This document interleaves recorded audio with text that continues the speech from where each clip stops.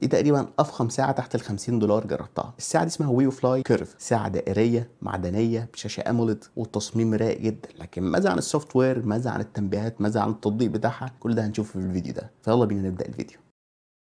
الساعة بتيجي بتصميم بجسم معدني بالكامل، تصميم دائري شكله رايق، والاستراب هنا سيليكون عادي وتقدر تغيره زي ما انت عاوز، لكن مفيش طبعا استرابات في العلبة. في زرار في الجنب وفي بكرة دائرية بتشتغل وبتألف القوائم وبتديك فيدباك مميزة جدا. الشاشة هنا 1.4 بوصة، شاشة أموليد منحنية الأطراف 2.5D وقليلة الحواف وسطوعها عالي وفيها نعومة في الحركة، فساعة ممتازة جدا. والساعة كمان مقاومة للمية والغبار بمعيار IP68. على جانب التنبيهات، فالساعة بتقرا تنبيهات عربي وانجليزي بشكل كويس، يعني الحروف بتظهر بشكل كويس والكلمات بتظهر بشكل كويس. تقدر انت تقرا بس رؤوس التنبيهات، ما تقدرش تقرا بقى تفتح تفاصيل التنبيه وتشوف الرساله كامله والكلام ده، لا. وبرضه ما تقدرش ترد على التنبيهات دي ولا حتى بردود مسبقه، بتقدر ترد بس على الرسائل النصيه اللي هي الاس ام اس. في ردود مسبقه بتقدر تحضرها على التطبيق وترد على الاس ام اس. برغم ان التنبيهات شغاله بشكل ممتاز جدا زي ما قلت، لكن في مشكلتين واجهوني في التنبيهات. المشكله الاولى، انت لما تكون متصل بالموبايل عادي التنبيهات بتجيلك وكل حاجه، تيجي تفصل بقى وبعد كده ترجع تتصل تاني، اوقات كتير بتحتاج تفتح التطبيق بتاع الساعه عشان التنبيهات ترجع تشتغل تاني. يمكن دي مشكله حفظ طاقه، لكن انا موبايلي بيكسل وشايل التطبيق من كل حفظ الطاقه، فالمفترض ده ما يحصلش، لكن الموضوع مش مزعج قوي يعني. المشكله الثانيه بتحصل تحديدا مع واتساب، ان انت لما يجي لك كذا رساله وانت مثلا شفت الرساله الاولانيه، جات لك رساله ثانيه بس انت ما فتحتش الرساله الاولانيه، انت سبتها، شفتها بس وسبتها، فبيفضل على الساعه يجي لك التنبيه الاولاني، يعني يجي لك تنبيه فتيجي تبص تلاقي التنبيه الاولاني هو اللي ظاهر الاول، وهكذا. ودي اصلا بتحصل مع واتساب على الموبايل نفسه، فالساعه دي بتظهره زي ما بيظهر على الموبايل، ودي مشكله.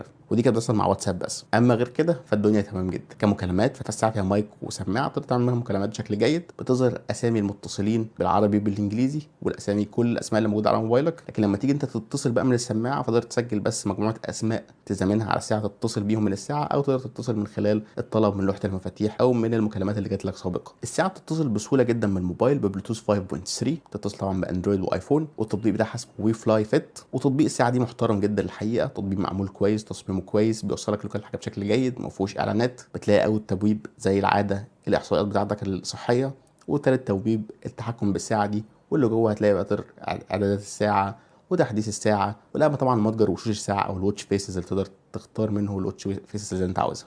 اما سوفت وير الساعه فهو سوفت وير لطيف الحقيقه ومعمول بشكل كويس برضه. تسحب من الشمال تلاقي اختصارات سريعه للتطبيقات، تسحب من فوق توصل للاختصارات السريعه للاعدادات، تسحب من تحت توصل للتنبيهات، تسحب يمين تتنقل بين الويدجتس المختلفه، ودرج التطبيقات توصله من خلال الضغط على البكره، وتقدر من خلال الساعه ان انت تغير شكل درج التطبيقات ده على شكل دائري، على شكل قائمه، الشكل اللي تحبه. كمان الساعه فيها وضع الاولويز اون ديسبلاي، فتقدر انها تفضل مفتوحه توريك الساعه على طول من غير ما تقفل خالص. وكتطبيقات فهي فيها كل التطبيقات اللي موجوده في الساعات عامه، وفيها كمان آلة حاسبه.